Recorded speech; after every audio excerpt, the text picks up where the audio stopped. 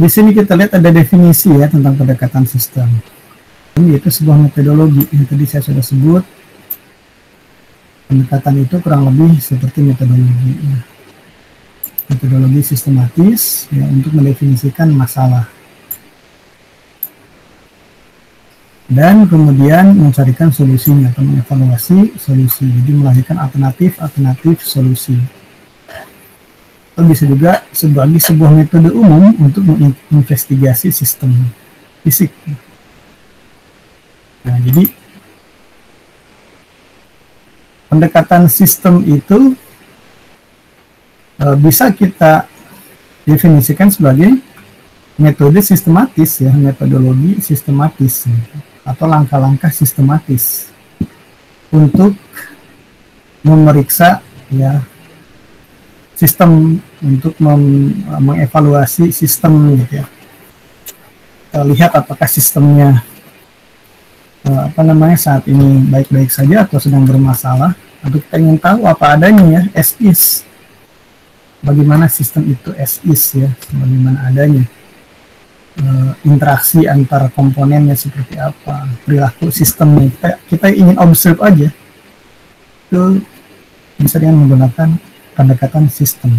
Untuk pendekatan sistem itu ada karakteristiknya ya, ada karakteristiknya. Itu apa? Pertama, pendekatan sistem itu memisahkan pengambilan keputusan menjadi beberapa tahapan untuk masalah yang kompleks. Ini ciri yang pertama. Jadi ada pemisahan, ada tahapan-tahapan lah itu gitu ya, tahapan-tahapan. Kemudian ada kerangka analitisnya, ya berbasis rasional. Rasional itu berarti kan menggunakan penalaran ya, nalar bukan emosi atau rasa gitu dalam pengambilan keputusannya. Kemudian dapat diterapkan untuk proses yang kompleks, interaktif, dan mahal ya. Menyeluruh, komprehensif. Kemudian subsistem ya, dihubungkan melalui keputusan-keputusan utama. Jadi keputusan-keputusan utama itu pasti meliputi sub-subsistem yang ada gitu ya. Nah, ini contohnya seperti apa Pak gitu ya, kan teorinya nih.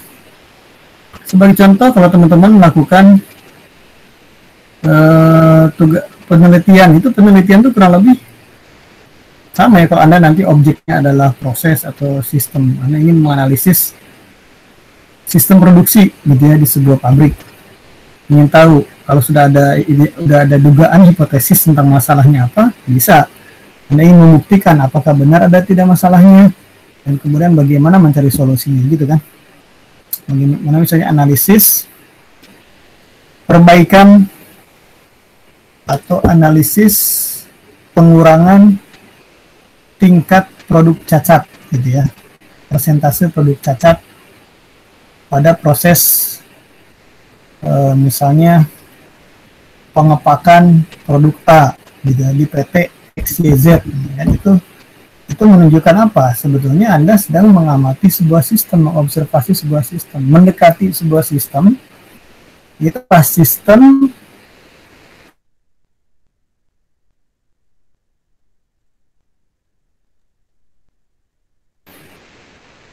ya, kemudian Anda ingin formulasikan atau definisikan masalahnya apa gitu. Kenapa?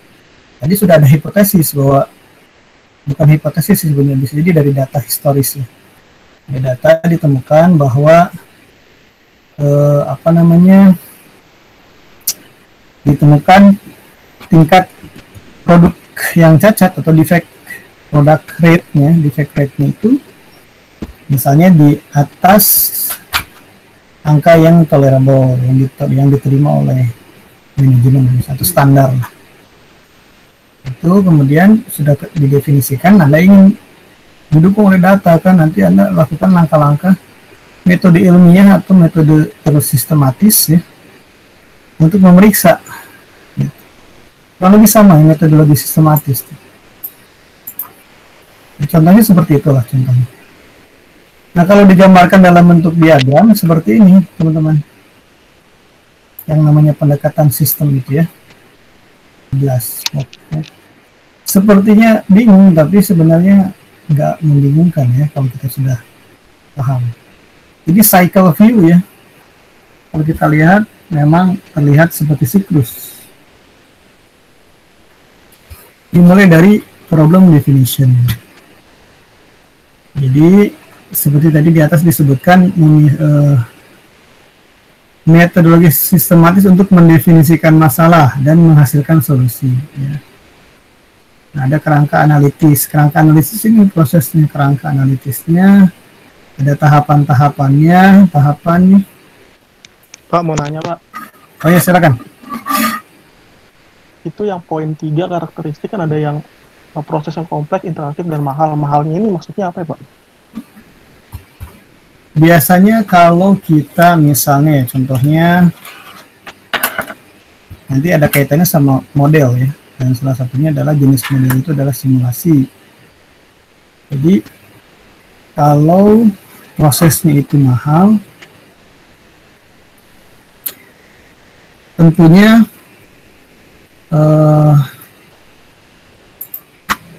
ketika kita ingin misalnya mempelajari proses itu ya, kita anggap proses itu sebagai satu objek ya di dalam sistem itu, kita jadikan sebagai objek utamanya. Ini kita lihat nih, ada masalah nggak dengan prosesnya gitu ya. Nah, si proses ini misalnya mahal ya.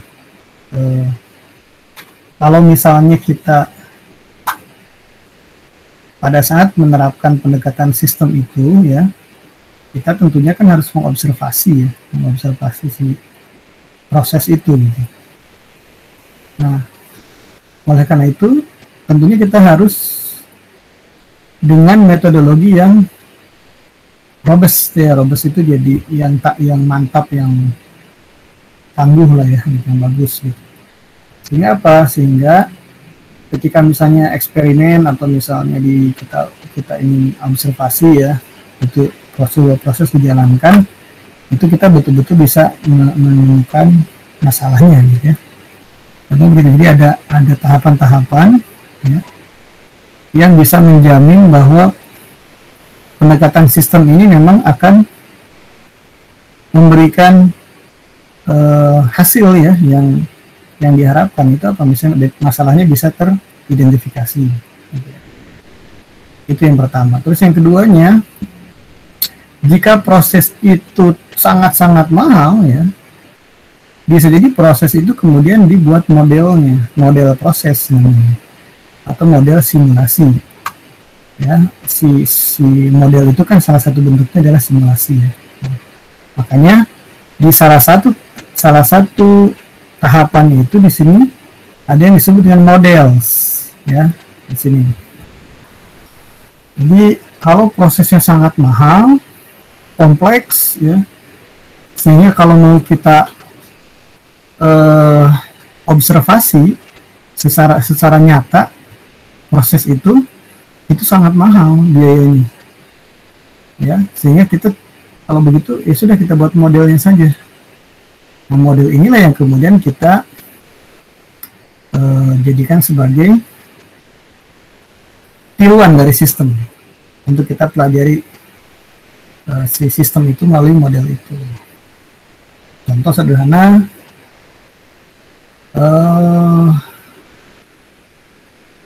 misalnya apa ya? Misalnya kita ingin memeriksa analisis resiko ya. Analisis resiko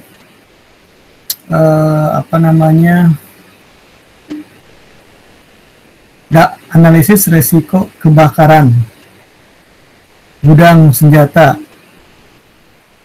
di Pindad misalnya gitu, atau di Mabes TNI terhadap masyarakat sekitar ya. Kita ingin tahu nih resikonya seperti apa ya, dampaknya seperti apa dari kalau terjadi kebakaran, terjadi ledakan dahsyat di situ. Kalau kita ingin tahu persis 100% resiko itu, caranya kan berarti ledakan saja gudangnya, enggak? Gudang senjatanya kan? Ya enggak? Itu pasti kita akan benar dalam mengidentifikasi mendefinisikan seperti apa resikonya, enggak? Tapi kan nggak mungkin itu kita lakukan. Kenapa? Ya pertama itu kan ya jelas itu konyol, ya enggak? Konyol, memakan korban, memakan biaya kan, mahal sekali itu kan. Nah, kita ya berarti kita buat modelnya. Modelnya seperti apa? Ya, mungkin dengan model simulasi, dengan model analitis, perhitungan misalnya. Ya, atau model kita misalnya menganalisis resiko analisis kecelakaan nih, atau analisis bagaimana. Inilah kita ingin mengetahui nih bagaimana kalau terjadi gempa bumi skala 9 Richter di Jakarta, di kota Jakarta nih, di kota Jakarta. Terjadi dengan titik pusatnya itu misalnya epicentrumnya di kota Jakarta sendiri.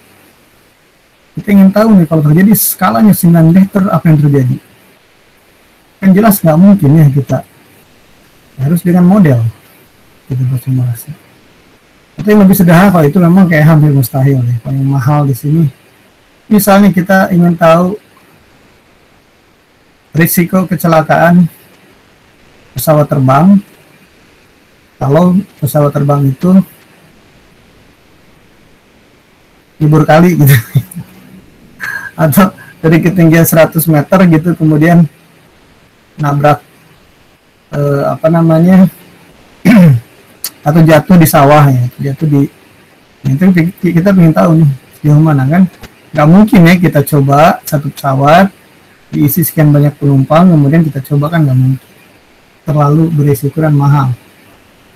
Atau latihan pesawat terbang ini kan ada flight simulator ya, pakai simulator yang tes SIM juga kan, untuk dapat SIM itu kan dia pakai simulator juga kan, sama ya mobil-mobilan lah gitu, simulator. Kayak apa kalau misalnya nabrak ya dia nggak nabrak beneran kan, dia virtually dia getting accident gitu, tapi kan tidak, kenyataannya tidak. Nah itu jadi yang dimaksud dengan mahal di sini. Jadi pendekatan sistem di mana di dalamnya itu bisa menggunakan model, itu bisa menghemat sebetulnya ya, bisa menghemat.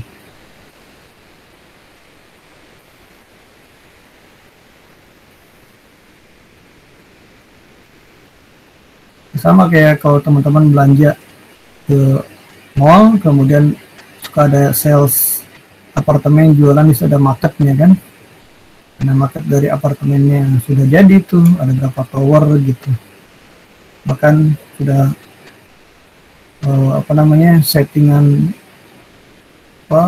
tamannya sudah ada, kolam renangnya gitu, sudah ada persis seperti seakan-akan itu tuh menggambarkan aslinya seperti itu nanti. Itu model kan murah kan jadinya. Dengan model kita bisa melihat oh ternyata bakal seperti ini nanti gitu, bayangannya gitu. Kenapa? Karena dengan pendekatan sistem kita bisa membuat model salah satunya. Oke. Sehingga nah ini model ini sebetulnya hasil dari langkah-langkah sebelumnya ya, yang lain-lainnya.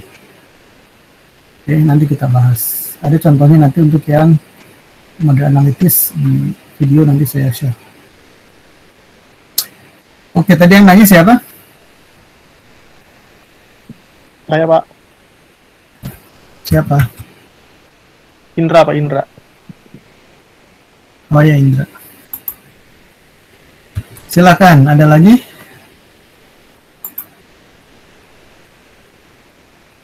Kalau tidak ada, saya lanjutkan. Ini tahapan-tahapannya ya di dalam pendekatan sistem. Ini kurang lebih mirip seperti metodologi anak penelitian nanti tugas akhir. Kurang lebih mirip lah. Maksudnya secara kerangka pikirnya, kerangka logisnya. Ya. Dimulai dari definisikan masalah, kemudian tetapkan objektif atau tujuan atau sasaran maksudnya di sini. Kemudian buat kriteria, ya, kemudian di situ buat model. Ya, nah kemudian pada saat membuat model juga butuh input nih. Input apa? Data itu ya untuk bisa memenuhi kebutuhan model dicari di sini. Ya. Kemudian dia juga bisa feed forward ke langkah yang di depannya. Ya, namanya feed forward ke depan. Kalau ke belakang itu feedback. Ya. Dan kemudian resource juga salah satu komponen sistem itu bisa memberikan input kepada model. Resource yang dibutuhkan apa oleh si model, data yang dibutuhkan apa, kemudian nanti alternatif yang dibutuhkan seperti apa. Ya, ini kerangka logika saja nih. Ya. Alternatif itu membutuhkan resource misalnya. Dia juga tergantung sama constraint, dipengaruhi oleh constraint, kendala ya. Kendala ini juga kendala ini juga mempengaruhi resource ya. Gitu. Kemudian kalau model sudah ada juga nanti di sini ada loopnya. Model sudah ada, nanti model itu dievaluasi apakah sudah merepresentasikan sistem yang yang sedang dipelajari atau sedang diobservasi. Kalau sudah, kemudian kita melakukan seleksi, dipilihlah model yang terbaiknya. Mungkin bisa jadi pada saat evaluasi itu kita melihat ada beberapa model yang bisa yang mewakili, mungkin 2-3 model kita pilih salah satu yang terbaik, kemudian diimplementasi, kemudian kita review bagaimana nih, ya, apakah bisa menyelesaikan masalah tidak yang tadi. Ternyata tadi itu, misalnya kalau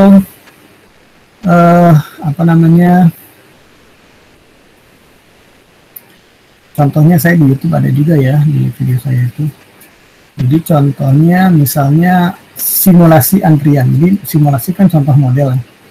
Anda ingin membuat simulasi antrian, sistem antrian di misalnya BPJS atau di bank, kantor BPJS atau di bank. Anda melihat bahwa ada masalah nih dari laporan, dari apa, atau Anda bekerja di situ gitu. Ini kok kenapa? Masalahnya apa? Masalahnya adalah atau waktu tunggu rata-ratanya kok tinggi ya. Rata-rata pelanggan itu, customer itu harus menunggu sampai 10 menit lebih. Kadang ada yang 30 menit. Kalau 30 menit mungkin lumayan ya. Bahkan ada yang parah mungkin sampai sejam harus nunggu antrian di kantor BPJS misalnya. Itu masalah buat Anda. Ya, waktu tunggunya atau panjang antriannya tinggi dan atau waktu antriannya lama gitu. Nah, itu masalah. Anda sudah bisa mendefinisikan masalah di situ. Ya. Anda sudah bisa mendefinisikan masalah. Nah, objektifnya apa? Tujuannya apa? Tujuannya adalah untuk bisa mengetahui misalnya sebab-sebabnya apa, faktor penyebab dari, untuk mengetahui faktor penyebab tingginya waktu tunggu. Kemudian ya bisa beberapa ya, setelah tahu faktornya apa, ingin mencari solusi bagaimana mengatasi faktor tersebut, ya sebab tersebut yang diatasi, itu objektif. Nah, kriterianya apa? Kriterianya adalah misalnya waktu tunggu rata-rata berkurang dari sekian menit ya, misalnya dari 1 jam menjadi, atau gini, waktu tunggu rata-rata, target waktu tunggu rata-rata diharapkan adalah kurang dari 15 menit misalnya, atau maksimum 15 menit. Itu kriteria. Dibuatlah modelnya. Anda harus tahu datanya, waktu antar kedatangannya berapa ya, waktu pelayanannya berapa lama, waktu tunggu rata-rata yang sekarang ada berapa, jumlah servernya berapa, apalagi tuh, banyak ya data yang perlu yang dibutuhkan di situ. Untuk kemudian Anda membentuk model apa, bisa model analitis, bisa model simulasi ya. Kemudian resource-nya siapa saja, staffnya yang terlibat di situ di kantor BPJS siapa saja gitu ya, berapa orang jumlahnya, mungkin masing-masing punya karakteristik seperti apa, misalnya waktu waktu pelayanan yang bisa mereka lakukan masing-masing berapa ya per pelanggan rata-ratanya, idle time-nya berapa gitu, resource-nya. Constraint juga sama, constraint misalnya apa, waktu jam kerja, constraint per jam kerja itu ya. Mungkin juga jumlah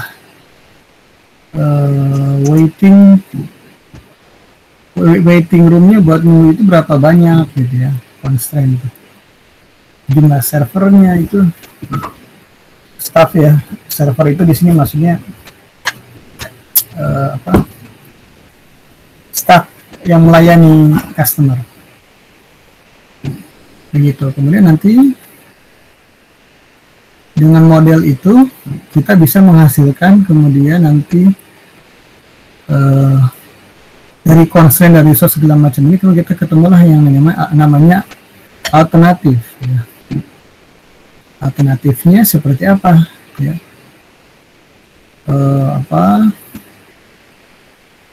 banyak ya alternatif itu. Bisa dengan menambah memodifikasi constraint bisa ya, atau memodifikasi resource itu contohnya apa, waktu pelayanan si staff itu dipercepat, caranya gimana, dilatih atau ditambah resource-nya gitu ya. Kalau nggak bisa dilatih ya ditambah, jumlah servernya ditambah, itu salah satu alternatif. Atau kendalanya di modif tadi ya, jumlah resource-nya ditambah atau jam kerja ditambah, bisa nih salah satu alternatif ya. Nah, itu masuk ke dalam model. Dengan model sudah jadi yang memungkinkan untuk kita nanti sistem ini dievaluasi, dibenahi. Kemudian muncul beberapa model. Model pertama, jika constraint jumlah resource ditambah 1 bisa gitu ya. Atau model kedua, resource tetap, constraint berubah dalam hal apa nih? Misalnya waktu pelayanan si staff itu lebih cepat 10% misalnya ya. Itu model 2, model 3 apalagi macam-macam lah. Nanti dievaluasi mana yang kira-kira dengan berbagai pertimbangan paling rasional, paling memungkinkan dari sisi biaya, dari sisi bagaimana lah. Banyak ya pertimbangan yang bisa dimasukkan. Kemudian diseleksi, dipilih mana model terbaik. Kemudian model terbaik itu diimplementasi. Ya, diimplementasi, hasilnya kita review, kita lihat, kita cek. Sudahkah waktu rata tunggu-tunggu yang jadi masalah itu berkurang? Ya. Kalau sudah, maka selesai masalahnya. Selesai. Tapi kalau ternyata belum berubah juga, naik lagi ke atas, lanjut lagi. Prosesnya cycle ya, berputar lagi sampai ketemu hasil reviewnya waktu tunggu rata-rata tadi sesuai target adalah kurang dari 15 menit gitu. Itu pendekatan sistem. Kalau ada sensitivity analysis, itu nanti kita bahas. Ini kan maksudnya analisis sensitivitas kepekaan dari si model atau alternatif jika ada faktor-faktor yang berubah gitu. Sensitif nggak dia gitu.